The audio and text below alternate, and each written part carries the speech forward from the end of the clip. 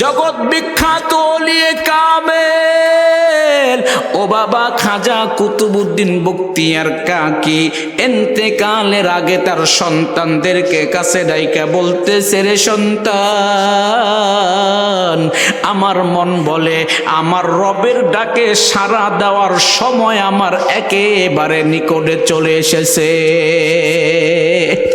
ও আমার কলিজার টুকরা সন্তান, আমার যদি ইন্তেকাল হয়ে যায় তাইলে বাবা বেশি দেরি করবা না। ও বাবা তাড়াতাড়ি আমার দাফন কাফনের ব্যবস্থা করবা। জগৎ বিখ্যাত ওলিয়ে কামেল কুতুবউদ্দিন বখতিয়ার কাকি তার সন্তানদেরকে ডেকে ডেকে বলতেছে, বাবা আমি যখন ইন্তেকাল করব বেশি সময় দেরি করবা না, সঙ্গে সঙ্গে আমার জানাজা পড়ায়া আমার দাফন কাফন করায়া কবরে রাইখা আসবা। এরে আল্লাহর বান্দা যুবক, ও বাবার বয়সের মুরব্বিরা গো, দিলের কানটা লাগায়া কথাগুলা শুনে নাও। এক নাম্বার সন্তানদেরকে ওসিয়ত করলেন, সন্তান মারা যাওয়ার পর বেশি দেরি করবা না। ও সন্তান, যত তাড়াতাড়ি পারো আমার দাফন কাফন করে ফেলবা।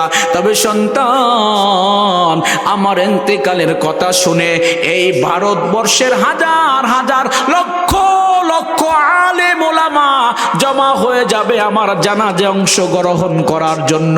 হাজার হাজার লক্ষ লক্ষ জনতা আমার জানাজা অংশগ্রহণ করার জন্য জমা হয়ে যাবে। তবে সন্তান, আমি বাবা তোমাদেরকে কয়টা ওসিয়ত করে যাই, আমার জানাজা যাকে তাকে দিয়ে আমার জানাজা পড়াইবা না। এরে আমার সন্তান, আমার জানাজা 4 গুণওয়ালা ব্যক্তি যদি ওই মজলিসের মধ্যে পাও, 4 গুণওয়ালা ব্যক্তি দিয়া আমি খাজা কুতুবউদ্দিনের জানাজা পড়াইবা। কয় গুণ? জোরে বলেন কয় গুণ? 1 নাম্বার শর্ত হলো 5 ওয়াক্ত নামাজ তাকবীরে উলার সাথে পড়তে হবে। 2 নাম্বার শর্ত হইল জীবনে 1 ওয়াক্ত তাহাজ্জুদের নামাজও কাজা যায় নাই। 1 নাম্বার শর্ত হলো 5 ওয়াক্ত নামাজ তাকবীরে উলার সাথে পড়তে হবে। 2 নাম্বার শর্ত হইল, ও আমার সন্তান, তাহাজ্জুদের নামাজ যেন কাজা না যায়। 3 নাম্বার শর্ত হলো সন্তান, আসরের ফরজ নামাজের আগে 4 রাকাত সুন্নতে জায়েদা নামাজ আছে, এই 4 রাকাত সুন্নতে জায়েদা নামাজ যেন তার না ছুটে। ও সন্তান, 4 নাম্বার শর্ত হইল জীবনে কোনোদিন কোনো বেগানা নারীর দিকে তাকাই নাই। এই 4 গুণওয়ালা ব্যক্তি দিয়ে আমার জানাজা পড়াইবা। ও বাবা, যার ভিতরে এই 4টা গুণ আছে সেই তো 4 গুণওয়ালা ব্যক্তি খোঁজ করে। জোরে বলেন ঠিক কিনা? খাজা কুতুবউদ্দিন বখতিয়ার কাকির জীবনের 1 ওয়াক্ত নামাজও জামাত ছাড়া হয় নাই। খাজা কুতুবউদ্দিন কাকি বখতিয়ার জীবনে বাবা একবারও তাহাজ্জুদের নামাজ কাজা হয় নাই। খাজা কুতুবউদ্দিন বখতিয়ার কাকির জীবনে বাবা একবারও ওই বেগানা নারীর দিকে তাকান নাই। 4টা গুণ যার মধ্যে আছে সেই আমার জানাজা পড়াবে। খাজা কুতুবউদ্দিন কাকি বখতিয়ার এর জানাজা তৈরি হয়ে গেল। ভারতবর্ষের মধ্যে লক্ষ লক্ষ আলেমরা জমা হয়ে গেল, লক্ষ লক্ষ সাধারণ মানুষ জমা হয়ে গেল।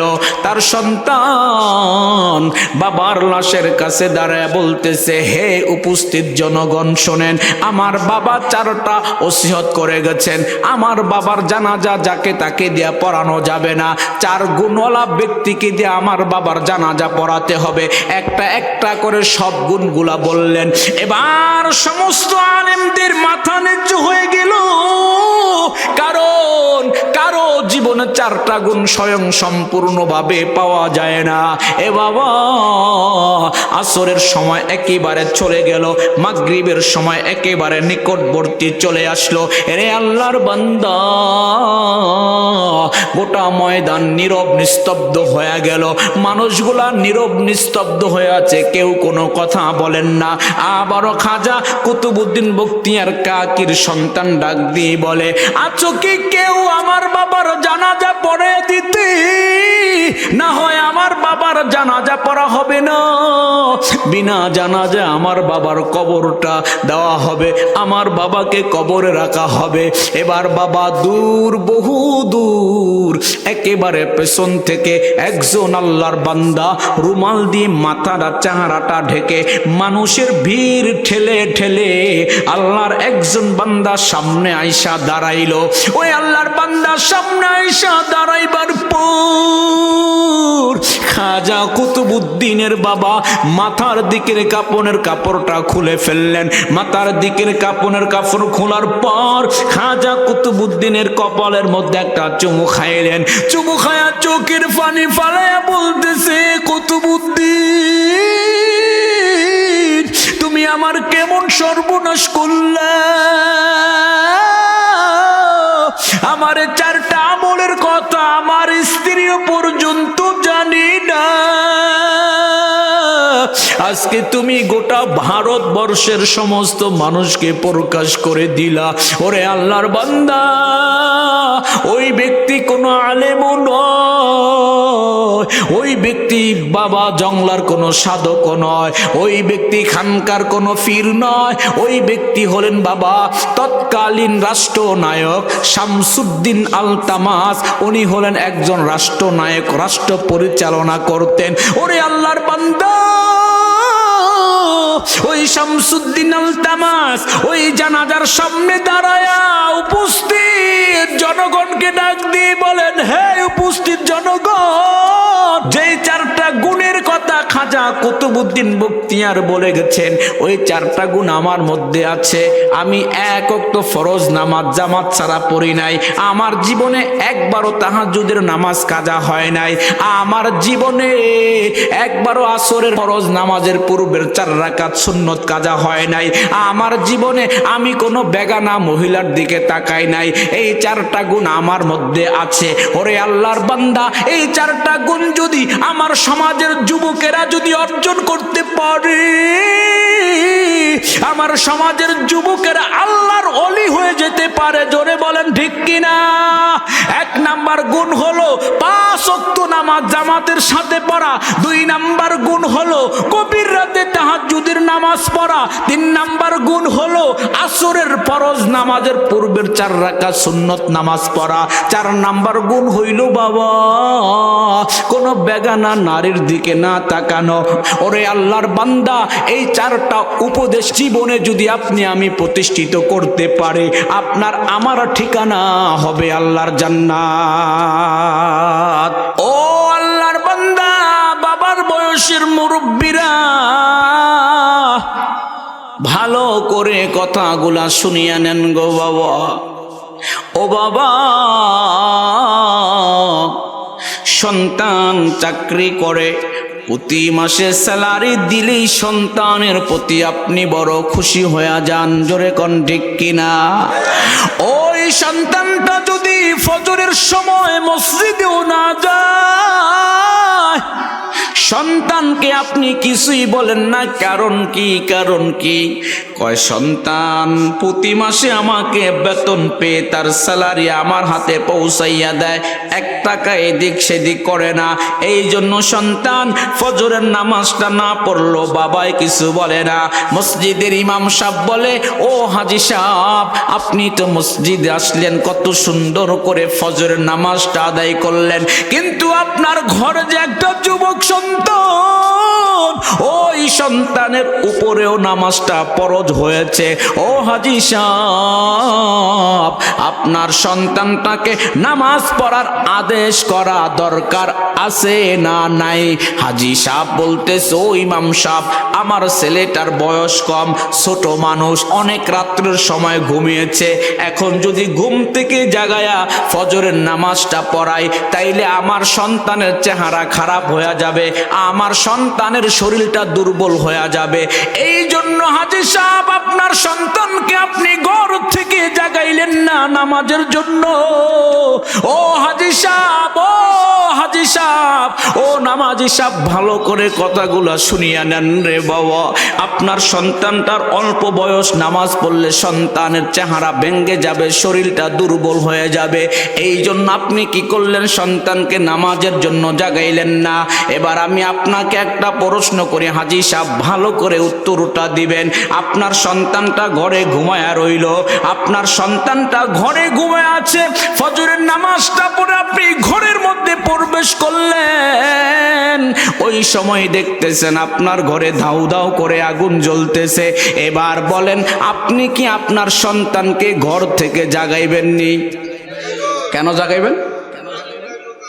নাইলে আগুনে পুড়ে একেবারে ছাই হয়ে যাবে। কি বলেন, ঠিক কিনা? রে আল্লাহর বান্দা, দুনিয়ার আগুনে আপনার সন্তানটা জ্বলে পুড়ে ছাই ছাই হয়ে যাবে গো। এই জন্য আপনি আপনার সন্তানটাকে ঘুম থেকে জাগাইলেন আর বললেন, বাবা উঠো, বাবা উঠো, আমাদের ঘরে আগুন লেগেছে, বাবা উঠিয়া যাও। ও বাবা, দুনিয়ার আগুন থেকে সন্তানকে বাঁচাইবার জন্য ফজরের সময় ঘুম থেকে জাগাইলেন, কিন্তু আমার আল্লাহ বলতেছেন, বান্দা আমি আল্লাহ তো জাহান নামের আগুন প্রজ্বলিত করে রেখে দিয়েছি নাফরমানদের জন্য। আল্লাহ তাআলা কোরআনুল কারীমের মধ্যে বলতেছেন, ইয়া আইয়ুহাল্লাযীনা আমানু কু আনফুসাকুম ওয়া আহলিকুম নারা। এ শিবপুরের মুসলমান গো, আল্লাহ রাব্বুল আলামিন বলতেছেন, ইয়া আইয়ুহাল্লাযীনা আমানু, ও ঈমানদারেরা, কু আনফুসাকুম, তোমরা নিজেরা জাহান্নামের আগুন থেকে বাঁচো, ওয়া আহলিকুম নারা, তোমরা তোমাদের আহালকে জাহান্নামের আগুন থেকে বাঁচাও, তোমরা তোমাদের ছেলেকে জাহান্নামের আগুন থেকে বাঁচাও, তোমরা তোমাদের মেয়েকে জাহান্নামের আগুন থেকে বাঁচাও, তোমরা তোমাদের স্ত্রীদেরকে জাহান্নামের আগুন থেকে বাঁচাও, তোমরা তোমাদের আত্মীয় স্বজনদেরকে জাহান্নামের আগুন থেকে বাঁচাও, তোমরা তোমাদের আহাল পরিবার বর্গ যারা আছে সবাইকে জাহান্নামের আগুন থেকে বাঁচাও। তো জাহান্নামের আগুন থেকে বাঁচতে হইলে আল্লাহ যে আদেশ করেছেন ওই আদেশ মানতে হবে কি হবে না? এই জন্য বাবা তার সন্তানকে উপদেশ দিচ্ছেন নামাজের, অথচ আমরা নামাজ পড়ি, আমরা 5 ওয়াক্ত নামাজ পড়ি, 5 ওয়াক্ত নামাজ পড়ি আমরা মনে করি আমার দায়িত্ব শেষ হয়ে গিয়েছে। না, আমি 5 ওয়াক্ত নামাজ পড়ে আমার দায়িত্ব আমি শেষ করতে পারি নাই। আমি প্রতিটা রুমে রুমে যাব, যেই রুমে আমার ছেলে ঘুমে আছে ওই রুমে যাব, যেই রুমে আমার মেয়ে ঘুমে আছে ওই রুমে যাব, যেই রুমে আমার স্ত্রী ঘুমে আছে ওই রুমে যাব, প্রতিটা রুমে রুমে যে যে আমি খোঁজ খবর নেব আপনাদের কি ফজরের নামাজটা হয়েছে। এই খোঁজ খবর নেওয়ার দায়িত্ব আমি বাবা আমার, আপনি বাবা আপনার, জোরে বলেন ঠিক কিনা? এরকম খোঁজ খবর কয়জন নিয়েছেন বলেন তো? একজনও নেন নাই। কিন্তু খামাখা শুধু হুজুর গুফরে আপনারা শুধু চেতে যান। কি বলেন ঠিক কিনা? কথা কয় না, ঠিক কিনা? শুধু হুজুর গুফর রাগ করে।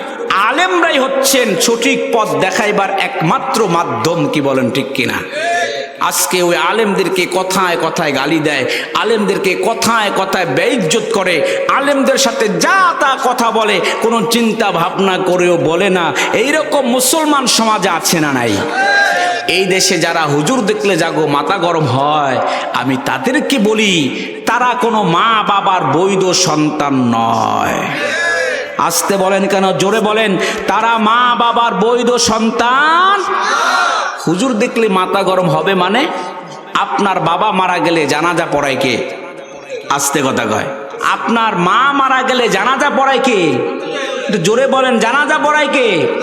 আপনার বাবা মারা গেলে জানাজা পড়ায় কে? হ্যাঁ, আপনার দাদা মারা গেলে জানাজা পড়ায় কে?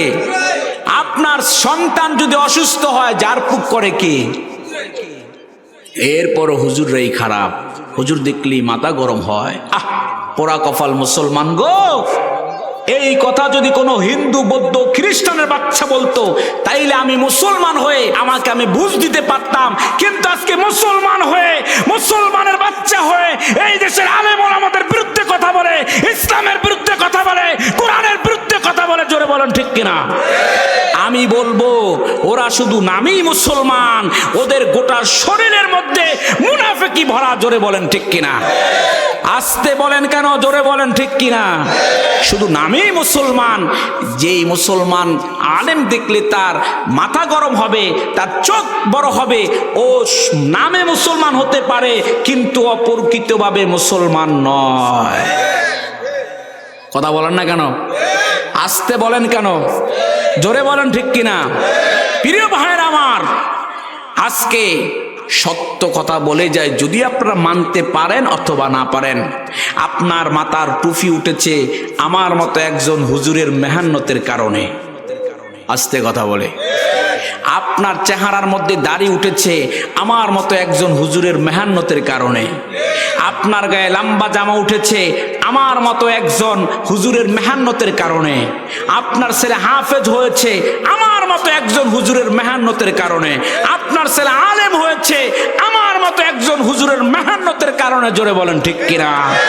এই জন্য আজকে পরিষ্কার ভাষায় একটা কথা বলে দিতে যাই, এই শাহজালালের পাক ভূমিতে হুজুর বিদ্বেষী নাস্তিকদের জায়গা হবে না ইনশাআল্লাহ। জোরে বলেন ঠিক কিনা? আলেম ওলামার আপনাদের সাথে কোনো কি অপরাধ করেছে? তাইলে তাদের বিরুদ্ধে আমরা কথা বলবো কেন? যারা আলেম তারাও মুসলমান, আমরা যারা বলি তারাও মুসলমান। কি বলেন ঠিক কিনা? কয় কার উসিলায় সিন্নি খাইলি মোল্লা চিনলি না, কি ঠিক না? ইসলাম কাদের কাছ থেকে পেয়েছেন আজকে তাদেরকে চিনলেন না, আজকে তাদের সাথে নাফরমানি করেন, তাদের সাথে বেয়াদবি করেন। আল্লাহ মাফ করুক। এই জন্য বলছি, আপনি যখন ইন্তেকাল করবেন, মারা যাবেন, আমার মতো একজন হুজুর আপনার কবরের কাছে যে দোয়া করবে আর বলবে, আল্লাহ তুমি মাতব্বর সাহেবকে মাফ করে দাও, তুমি হাজী সাহেবকে মাফ করে দাও, তুমি আল্লাহ তুমি হাওলাদার সাহেবকে মাফ করে দাও। কি বলেন ঠিক কিনা? এই জন্য আমরা হুজুরদেরকে ভালোবাসবো। কে কে রাজি আছেন? নারে তাকবীর। আল্লাহ কবুল করেন, সবাই বলেন আমিন।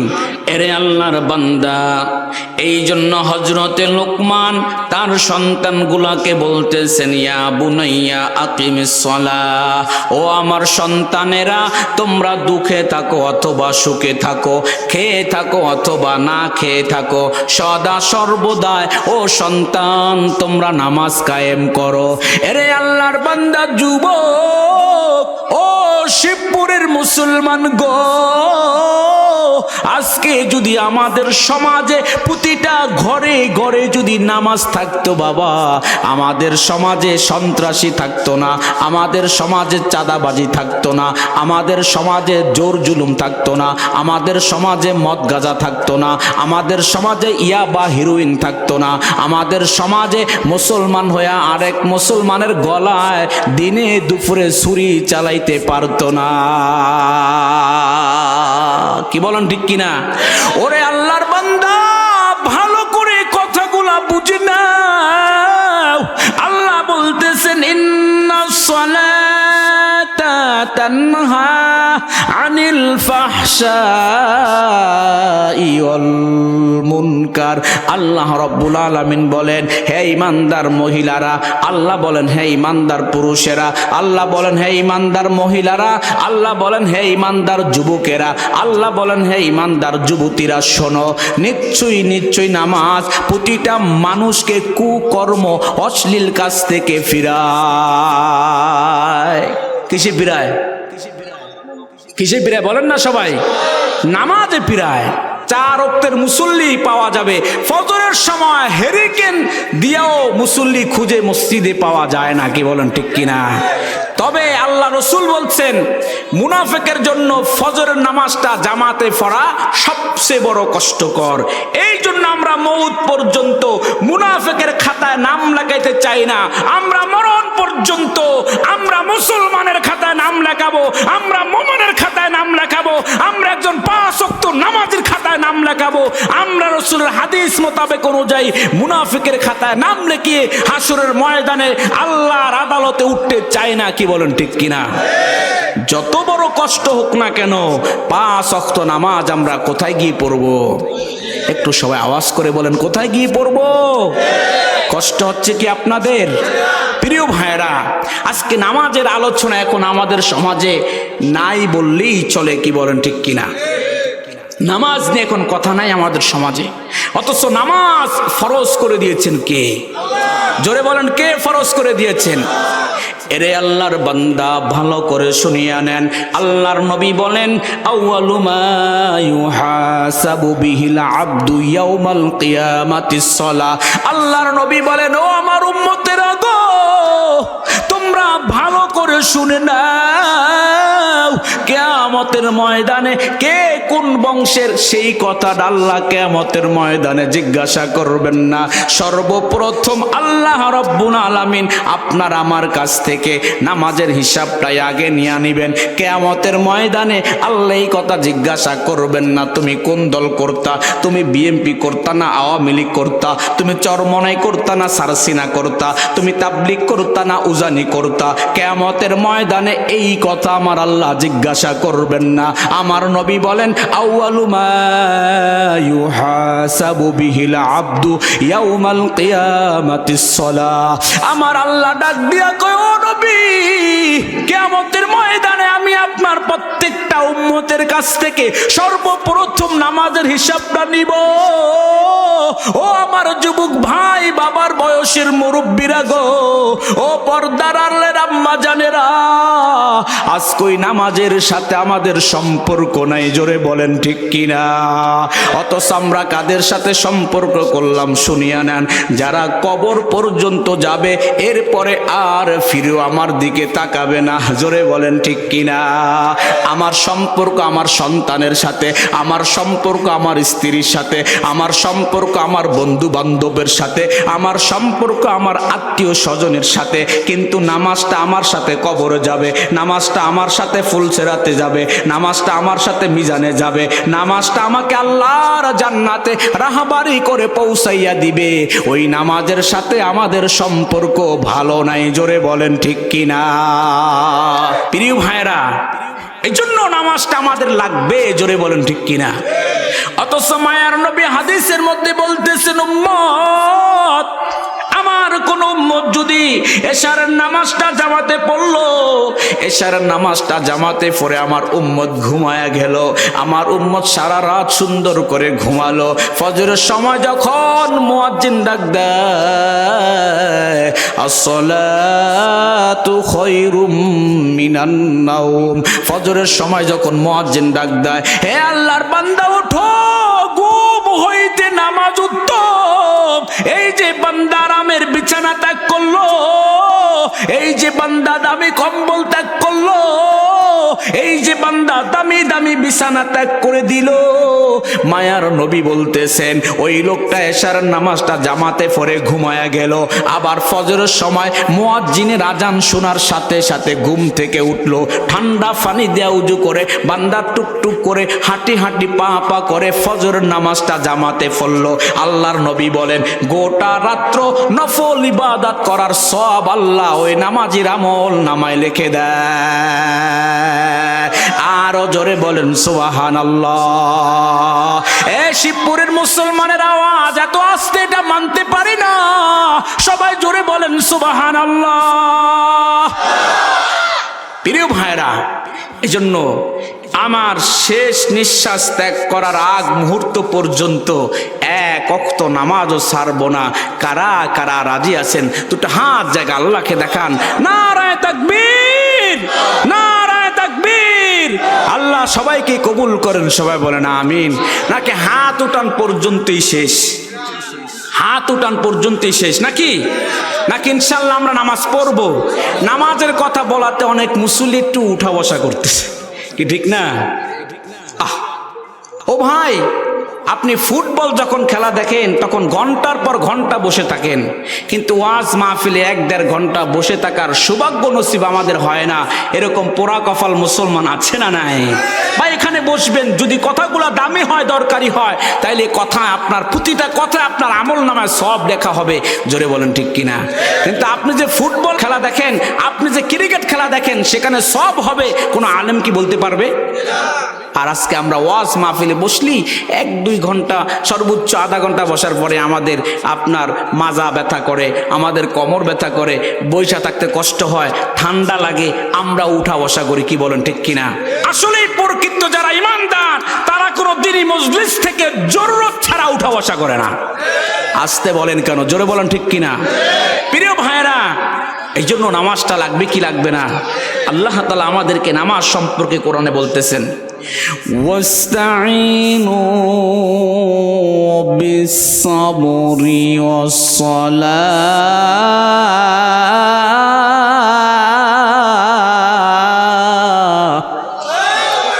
আল্লাহ রাব্বুল আলামিন নামাজ সম্পর্কে কোরআনে বলেন, ও আমার বনি আদম, তোমরা যখন কোনো বিপদে পড়ে যাইবা, আমরা মাঝে মাঝে বিপদে পড়ি কি পড়ি না? কথা কয় না? মাঝে মাঝে বিপদে পড়ি কি পড়ি না? হঠাৎ করে সন্তান অসুস্থ হয় কি হয় না? হঠাৎ করে পকেটে টাকা থাকে না, এরকম অবস্থা হয় কি হয় না? হঠাৎ করে মা অসুস্থ, হঠাৎ করে বাবা অসুস্থ, হঠাৎ করে মেয়েটা অসুস্থ, হঠাৎ করে আমার একটা গরু মরে গেল, একটা ছাগল মরে গেল, একটা মহিষ মরে গেল। আল্লাহ রাব্বুল আলামিন বলতেছে, বান্দা তুমি যখন বিপদে পড়ে যাইবা, ওয়াস্তাঈনু বিস-সাবরি ওয়াস-সালাহ, বান্দা তখন ধৈর্যের সাথে নামাজ পড়বা, নামাজের মাধ্যমে আমি আল্লাহর কাছে সাহায্য চাইবা। তাইলে নামাজের মাধ্যমে সাহায্য কার কাছে চাইবো? জোরে বলেন, কার কাছে? রে আল্লাহর বান্দা, দিলের কানটা লাগায় কথাগুলা শোনেন। এই জন্য নামাজটা আমাদের সমাজে দরকার আছে না নাই? আমাদের সমাজে যদি আজকে নামাজটা থাকতো গো, আমাদের সমাজে আজকে বাবা মারামারি থাকতো না, আমাদের সমাজে কাটাকাটি থাকতো না, আমাদের সমাজে লেনদেনের সমস্যা থাকতো না, আমাদের সমাজে একজন অন্যজনের সম্পদগুলো জোর জুলুম করে দখল করে নিত না। নামাজ না থাকার কারণেই এই কাজটা আমরা করে থাকি। জোরে বলেন ঠিক কিনা? আজকে কি বলবো, দুঃখের কথা, এই নামাজ সম্পর্কে আমি যতই চিল্লায় বলি, কেউ নামাজ পড়বে কেউ পড়বে না। আজকে এই নামাজের কথা যদি আমাদের সেই বাংলাদেশের পার্লামেন্ট থেকে যদি মাননীয় প্রধানমন্ত্রী সংসদ ভবনে যদি আইন করে দিত, আমার সোনার বাংলাদেশে একটা বেনামাজিও থাকতে পারবা না। তাইলে আগামীকালকে ফজরের সময় যুবক আর বুড়া কেউ ঘরে থাকতো না, সবাই মাথা টুপি দিয়ে মসজিদে আইসা ফজরের নামাজটা আদায় করতো। জোরে বলেন ঠিক কিনা? ও আল্লাহর বান্দা, আলেমরা এই দেশের দুশ্মন নয়, আলেমরা আপনাদের শত্রু নয়, আলেমরা হলো আপনাদের বন্ধু। আলেমরা বলে বাবা নামাজ পড়ো, আলেমরা বলো বাবা রোজা রাখো, আলেমরা বলেন বাবা যাকাত দাও, আলেমরা বলে বাবা পর্দা করো, আলেমরা বলে বাবা ঘুষ ছাড়ো, আলেমরা বলে বাবা সুদ ছাড়ো, আলেমরা বলো বাবা হালাল খাবার খাও, আলেমরা বলে বাবা হারাম খাবার ছাড়ো। কি বলেন ঠিক কিনা? ওরে আল্লাহর বান্দা, রাষ্ট্রীয়ভাবে যদি আজকে নামাজের আইন করে দেওয়া হইতো, আমার দেশে কোনো চোর থাকতো না, আমার দেশে কোনো সন্ত্রাসী থাকতো না, আমার দেশে কোনো মদ ব্যবসায়ী থাকতো না, আমার দেশে কোনো গাঁজা ব্যবসায়ী থাকতো না, আমার দেশে কোনো হেরোইন ব্যবসায়ী থাকতো না, আমার দেশে কোনো বাবাখোর থাকতো না, আমার দেশে কোনো জুয়াখোর থাকতো না। প্রত্যেকটা মানুষ আল্লাহর ওলি হয়ে যাইতো। কি বলেন ঠিক কিনা? আরো জোরে বলেন ঠিক কিনা? আমরা সবাই আল্লাহর ওলি হয়ে কবরে যাইতে চাই কি চাই না? আমরা কারা কারা আল্লাহর ওলি হয়ে কবরে যাইতেছে, হাতটা জায়গা আল্লাহকে দেখান। তাইলে আল্লাহর ওলি হয়ে কবরে যাইতে হইলে নামাজ পড়া লাগবে না? কি লাগবে? নামাজ পড়া লাগবে? একটু আওয়াজ করে বলেন, নামাজ পড়া লাগবে। আল্লাহ কবুল করেন, সবাই বলেন আমিন। দেখেন, আল্লাহর ওলি হয়ে যদি কবরে যাই, তাইলে আমাদের কবরের মধ্যে কোনো চিন্তা নাই। সুবহানাল্লাহ। প্রিয় ভাইয়েরা, আল্লাহ বলতেছেন, আলা ইন্না আউলিয়া আল্লাহ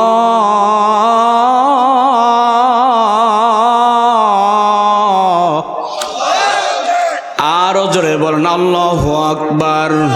আল্লাহ রব্বুল আলামিন বলেন, আলা ইন্না আউলিয়া আল্লাহ, আল্লাহ বলেন যারা আমার বন্ধু, আল্লাহ বলতেছেন যারা আমার বন্ধু, লা খাউফুন, তাদের কোনো ভয় নাই, ওয়ালা হুম ইয়াহজানুন, তাদের কোনো চিন্তাও নাই। যারা আল্লাহর বন্ধু হবে, না আছে তাদের দুনিয়ার জীবনে ভয়। যারা আল্লাহর বন্ধু হবে, না আছে তাদের পরকালের জীবনে ভয়। আল্লাহর বন্ধুর দুনিয়ার জীবনেও ভয় নাই, আল্লাহর বন্ধুর পরকালের জীবনেও কোনো ভয় নাই। আল্লাহ বলেন আমার বন্ধুর জিম্মাদার স্বয়ং আমি আল্লাহ হয়ে যাই।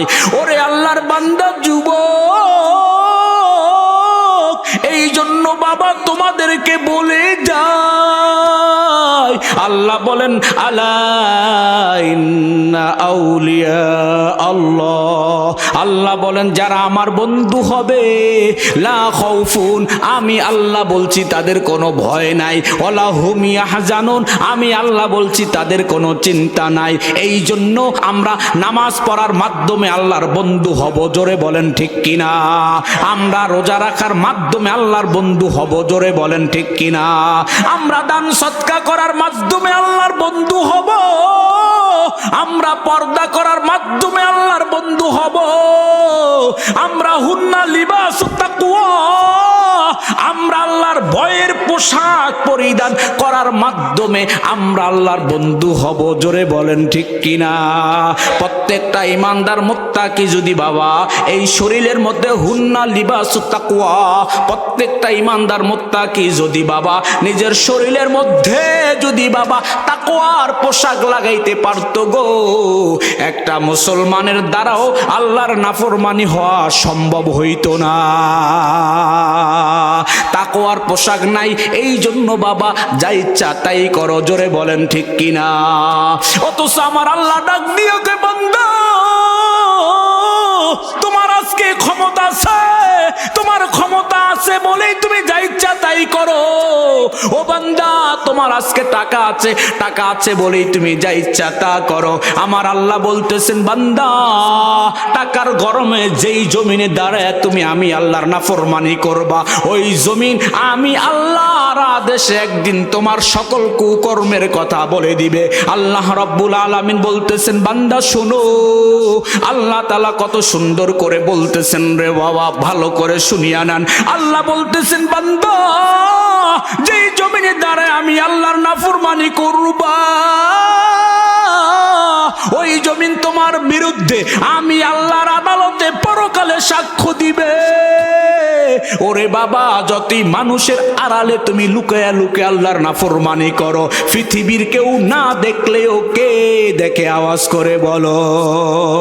আল্লাহ বলতেছেন বান্দা তুমি বান্দা যখন নেক আমল করবা তারও ফলাফল ভোগ করবা। ফামাইয়া আমাল মিসকালা যাররাতিন খায়রান ইয়ারা, আমার আল্লাহ বলতেছেন রে যুবক, আমার আল্লাহ বলতেছেন এক যাররা পরিমাণও যদি নেক কাজ করো,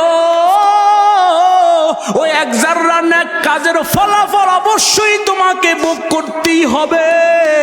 ওরে বাবা ওয়ামাইয়া আমাল মিসকালা যাররাতিন শাররান ইয়ারা, আমার আল্লাহ বলেন বান্দা এক যাররা পরিমাণও যদি গুনার কাজ বান্দা তুমি করো, এক যাররা গুনাহের শাস্তি অবশ্যই অবশ্যই তোমাকে ভোগ করতে হবে। ওরে আল্লাহর বান্দা শোনো, দুনিয়ার বাবা সিস্টেম হলো দুনিয়ার মানুষ ক্ষমতাশীল মানুষ অপরাধীকে খোঁজ করে শাস্তি দেওয়ার জন্য। আমার আল্লাহ ডাক দিয়া বলেন ও আমার বান্দা, আমি আল্লাহ অপরাধী খোঁজ করি তাকে ক্ষমা করে দেওয়ার জন্য। ওরে আল্লাহর বান্দা ভালো করে কথাগুলা শুনিয়া নাও রে বাবা, আজকে নামাজ না পড়ে তুমি আল্লাহর নাফরমানি করতেছো, আজকে রোজাটা না রেখে তুমি আল্লাহর নাফরমানি করতেছো, আজকে যাকাতটা না দিয়ে তুমি আল্লাহর নাফরমানি করতেছো, আজকে হজ ফরজ হয়েছে হজটা না করে আল্লাহর নাফরমানি করতেছো, আজকে গানটা শুনে আল্লাহর নাফরমানি করতেছো রে বাবা, অন্যের জায়গা জমিগুলো জোর জুলুম করে দখল করে আল্লাহর নাফরমানি করতেছো রে বাবা, তোমার ছেলে এবং মেয়ের বিবাহ শাদীতে ব্যাকসেডের বাদ্য বাজায় আল্লাহর নাফরমানি করতেছো রে বাবা। অথচ আমার আল্লাহ কত সুন্দর করে জানাইয়া দেয় আমার আল্লাহ বলতেছেন ইন্না জাহান্নামা কানাত মিরসাদা, আমার আল্লাহ জানে না আমার জাহান্নাম অপেক্ষায় রয়েছে নাফরমানদেরকে গ্রাস করার জন্য। আমার জাহান্নাম অপেক্ষা আছে নাফরমানদেরকে ধরার জন্য। ওরে বাবা, দিলের কানটা লাগে কথাগুলো শুন রে বাবা। আমার আল্লাহ বলতেছেন লিত্তাগিনা মাআবা, আমার আল্লাহ বলতেছেন সেটা হবে নাফরমানদের থাকার জায়গা। লাবিসিনা ফিহা আহকাবা, ওরে নাফরমান সেখানে অনন্তকাল থাকবে। ওরে আল্লাহর বান্দা যুবক, ও বাবার বয়সের মুরব্বীরা গো, ও পর্দার আড়ালের আম্মা জানেরা, দিলের কানটা লাগে কথাগুলা শুনেন গো আম্মা জান। আল্লাহ বলতেছেন লাবিসিনা ফিহা আহকাবা, আল্লাহ বলতেছেন নাফরমানগুলো সেখানে অনন্তকালের জন্য থাকবে। ওরে আমার আল্লাহ যত বড়, আমার আল্লাহর দয়াও তত বড়। আমার আল্লাহ যত বড়, আমার আল্লাহর শাস্তিও বাবা তত বড় রে বাবা। আমার আল্লাহ নবীকে ডাক দিয়ে বলে, নবী হে আবার ওমা আদরাকা মাল হুতামা, ও নবী আপনি কি আমার হুতামা নামক জাহান্নাম কত ভয়ঙ্কর আপনি কি জানেননি? আমার নবী ডাক দিয়া বলেন, আল্লাহই ভালো জানে আল্লাহর জাহান্নাম কত ভয়ঙ্কর। এবার আমার আল্লাহ ডাক দিয়া বলে, নবী আবার ওই জাহান্নামের মধ্যে যে আগুন প্রজ্বলিত করে রাখা হয়েছে, নারুল্লাহিল মুকাদা, ও নবী ওই জাহান্নামের মধ্যে যে আগুন প্রজ্বলিত করে রাখা হয়েছে, ওই আগুন আমি আল্লাহর পক্ষ হতে প্রজ্বলিত করে রাখা হয়েছে। আরে আল্লাহর বান্দা যুবক, ও বাবার বয়সের মুরব্বীরা গো, কথাগুলা দিলের কানটা দিয়া শোনেন গো বাবা। দুনিয়ার আগুন হাতে লাগলে হাত পড়ে, পায়ে লাগলে পা পড়ে, যেখানে লাগে ওখানে পড়ে। আমার আল্লাহ ডাক দিয়া কয়, বান্দা শুনি না, আমার জাহান্নামের আগুন কত ভয়ঙ্কর। আল্লাতী তাত্তালিউ আলাল আফইদা, আমার আল্লাহ বলেন, ও বান্দা শোন রে বান্দা শোন, আমার জাহান্নামের আগুন শরীরের এক জায়গায় লাগবে, লাগার সাথে সাথে বান্দা তোর কলিজা পর্যন্ত জ্বালায়া পোড়ায়া ছাই ছাই করে দিবে। ওরে আল্লাহর বান্দা, শুধু তাই নয়, শুধু তাই নয়, আমার আল্লাহ বলতেছেন ইন্নাহা আলাইহিম মুসাদা, আমার আল্লাহ বলতেছেন আমি নাফরমানদেরকে জাহান্নামের মধ্যে ফালাইয়া আমি আল্লাহ ওদেরকে বেঁধে রাখবো। ফি আমাদিম মুমাদ্দাদা, লম্বা লম্বা খুঁটির সাথে, যেন জাহান্নামের আযাবের তীব্রতার কারণে ওই নাফরমানগুলা ফালায়া যাইতে না পারে, যেন জাহান্নামের আযাবের তীব্রতার কারণে ওই নাফরমানগুলো জাহান্নাম থেকে ভাগিয়া যাইতে না পারে। ওরে আল্লাহর বান্দা যুবক, তোর পা দুখান আগাতে তোর পা ধরে বলে যায়। ও যুবক, কানের মধ্যে হেডফোন লাগায় আর গান শুনে হায়াতের মহামূল্যবান জিন্দেগি নষ্ট করো না। ও যুবক, কানের মধ্যে হেডফোন লাগাইয়া মাওলা যে হায়াত দিয়া তোমাকে দুনিয়াতে পাঠাইছে রে বাবা, এই হায়াত নামক মহামূল্যবান জিন্দেগিটা নষ্ট করিস না রে বাবা। ওরে বাবা, যখন তোর হাতে সময় আসবে, ও বাবা তুই নামাজ পড়ো, আল্লাহর কোরআনের তেলাওয়াত করো, জিকির করো, আল্লাহর ওলি হইয়া কবরে যাও। ওরে বাবা, আল্লাহর ওলি হইয়া যারা কবরে যাইবে, ওরে তাদের কবরটা প্রশস্ত হয়ে যাবে। আল্লাহর নাফরমান হয়ে যারা কবরে যাবে, মায়ার নবী হাদিসের মধ্যে বলতেছেন, ওরে বেনামাজি সুদখোর ঘুষখোরকে জেনাখোরকে যখন কবরের মধ্যে রাখা হবে রে যুবক, ওরে কবরের এক পাশের মাটি আরেক পাশের মাটির সাথে এমন জোরে চাপ মারবে,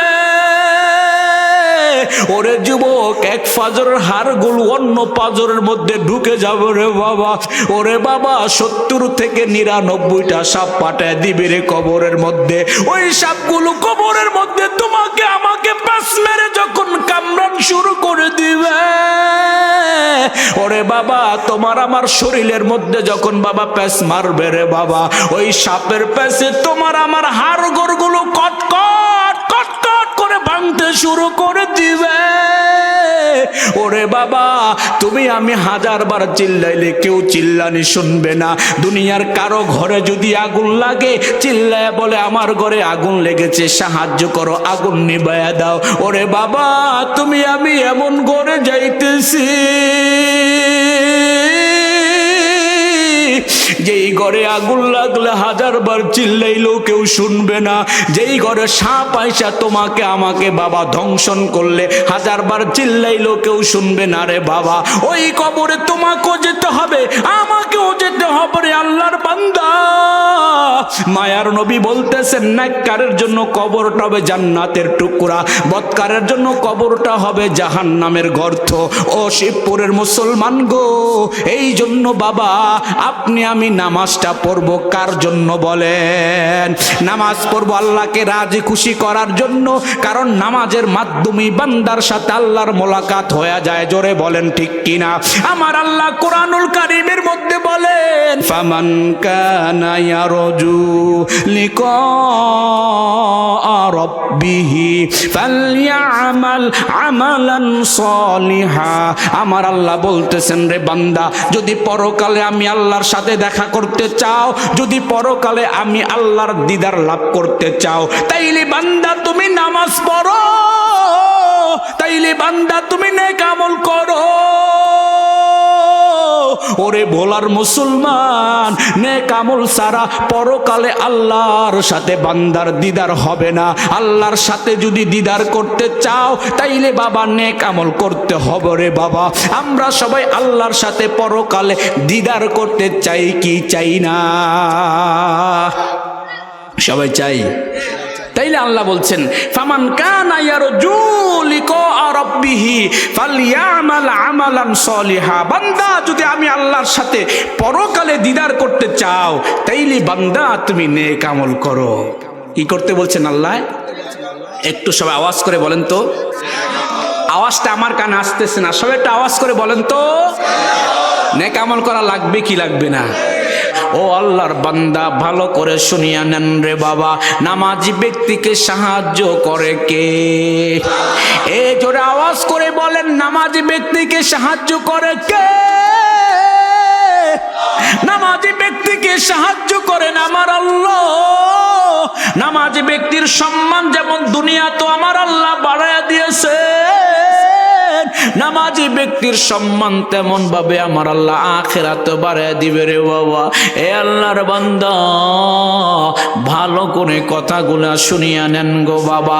জগৎ বিখ্যাত ওলিয়ে কামেল ও বাবা খাজা কুতুবউদ্দিন বখতিয়ার কাকি ইন্তেকালের আগে তার সন্তানদেরকে কাছে ডাইকা বলতেছে, রে সন্তান,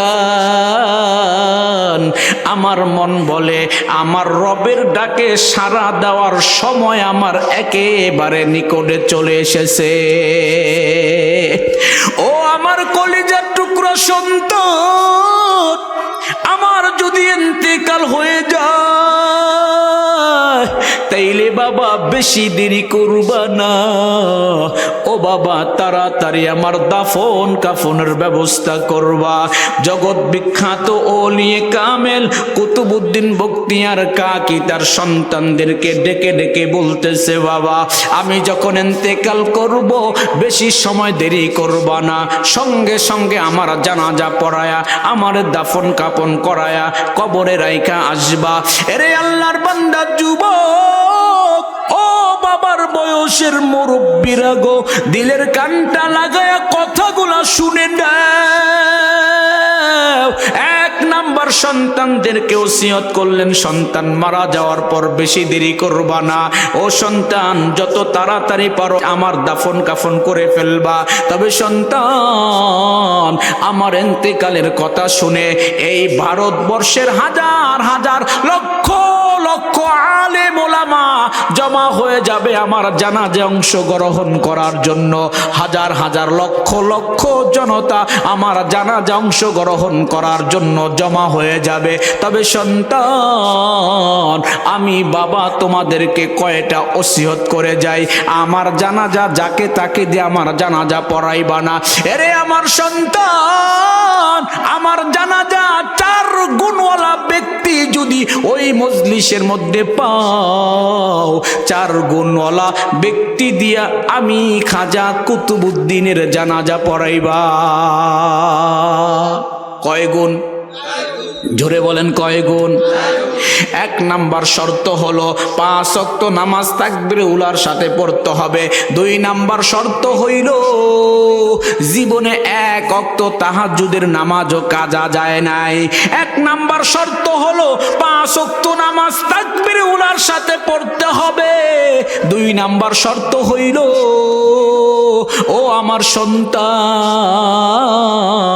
তাহাজ্জুদের নামাজ যেন কাজা না যায়। 3 নাম্বার শর্ত হলো সন্তান, আসরের ফরজ নামাজের আগে 4 রাকাত সুন্নতে জায়েদা নামাজ আছে, এই 4 রাকাত সুন্নতে জায়েদা নামাজ যেন তার না ছুটে।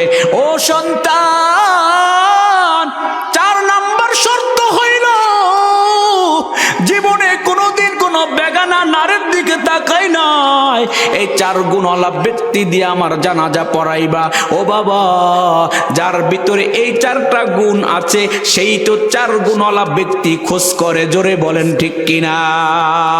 খাজা কুতুবউদ্দিন বখতিয়ার কাকির জীবনের 1 ওয়াক্ত নামাজও জামাত ছাড়া হয় নাই। খাজা কুতুবউদ্দিন কাকি বখতিয়ার জীবনে বাবা একবারও তাহাজ্জুদের নামাজ কাজা হয় নাই।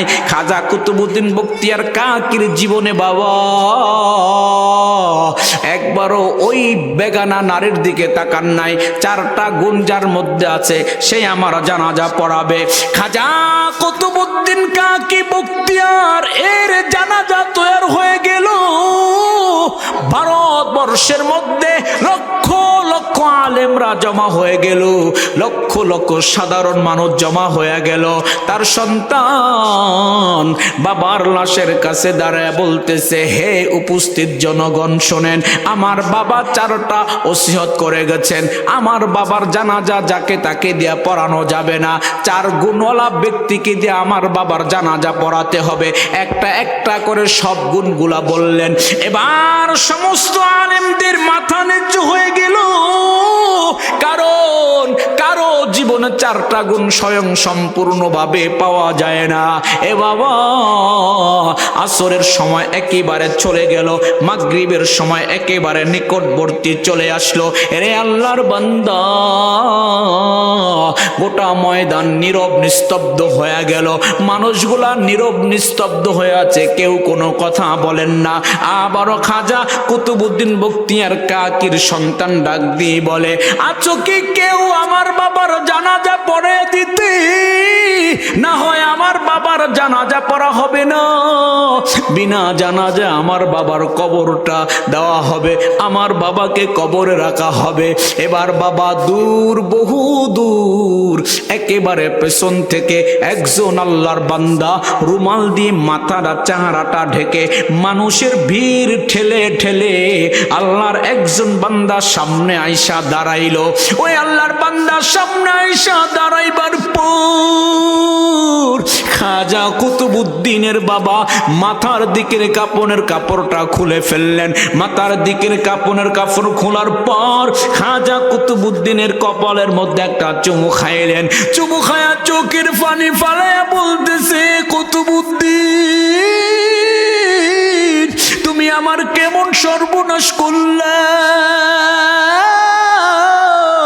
আমার 4টা আমলের কথা আমার স্ত্রীও পর্যন্ত জানি না,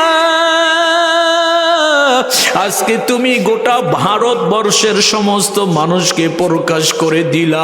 ওরে আল্লাহর বান্দা, ওই ব্যক্তি কোনো আলেমও নয়, ওই ব্যক্তি বাবা জংলার কোনো সাধকও নয়, ওই ব্যক্তি খানকার কোনো পীর নয়, ওই ব্যক্তি হলেন বাবা তৎকালীন রাষ্ট্রনায়ক শামসুদ্দিন আলতামাস। উনি হলেন একজন রাষ্ট্রনায়ক, রাষ্ট্র পরিচালনা করতেন। ওরে আল্লাহর বান্দা, ওই শামসুদ্দিন আলতামাস ওই জানাজার সামনে দাঁড়ায়া উপস্থিত জনগণকে ডাক দিয়ে বলেন, হে উপস্থিত জনগণ, যেই চারটা গুণের কথা খাজা কুতুবউদ্দিন বখতিয়ার বলে গেছেন, ওই চারটা গুণ আমার মধ্যে আছে। আমি এক ওয়াক্ত ফরজ নামাজ জামাত ছাড়া পড়ি নাই, আমার জীবনে একবারও তাহাজ্জুদের নামাজ কাজা হয় নাই, আমার জীবনে একবারও আসরের ফরজ নামাজের পূর্বের 4 রাকাত সুন্নত কাজা হয় নাই, আমার জীবনে আমি কোনো বেগানা মহিলার দিকে তাকাই নাই। এই চারটা গুণ আমার মধ্যে আছে। ওরে আল্লাহর বান্দা, এই চারটা গুণ যদি আমার সমাজের যুবকেরা যদি অর্জন করতে পারে, আমার সমাজের যুবকেরা আল্লাহর ওলি হয়ে যেতে পারে। জোরে বলেন ঠিক কিনা? 1 নাম্বার গুণ হলো 5 ওয়াক্ত নামাজ জামাতের সাথে পড়া। 2 নাম্বার গুণ হলো গভীর রাতে তাহাজ্জুদের নামাজ পড়া। 3 নাম্বার গুণ হলো আসরের ফরজ নামাজের পূর্বের 4 রাকাত সুন্নত নামাজ পড়া। 4 নাম্বার গুণ হইল বাবা কোন বেগানা নারীর দিকে না তাকানো। ওরে আল্লাহর বান্দা, এই 4টা উপদেশ জীবনে যদি আপনি আমি প্রতিষ্ঠিত করতে পারি, আপনার আমার ঠিকানা হবে আল্লাহর জান্নাত।